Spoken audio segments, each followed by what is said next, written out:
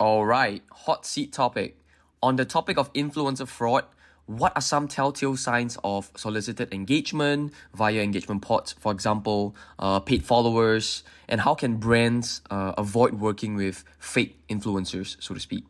I think there's a lot, but you have to be smart, right? You have to know that. That's why I think it comes down to understand: are you going to this influencer for the alignment of their name, or are you going to them for content, right? And then just based on that, you can decide.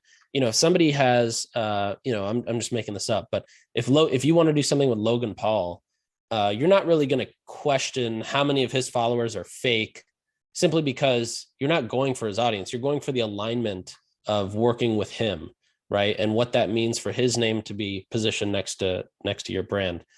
But if you're working with somebody who's got maybe a couple 100,000 followers and you're paying them to post, then I think it's important in checking that.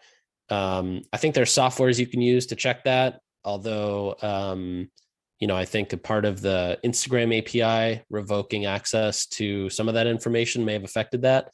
But I always have a general rule of thumb to just go through, look at the engagement, look at the comments, make sure they're legit comments, not bot comments. A rule of thumb I used to use is video views on Instagram times 4 should equal the real number of followers. But I think that number I don't know if that number still works with Reels.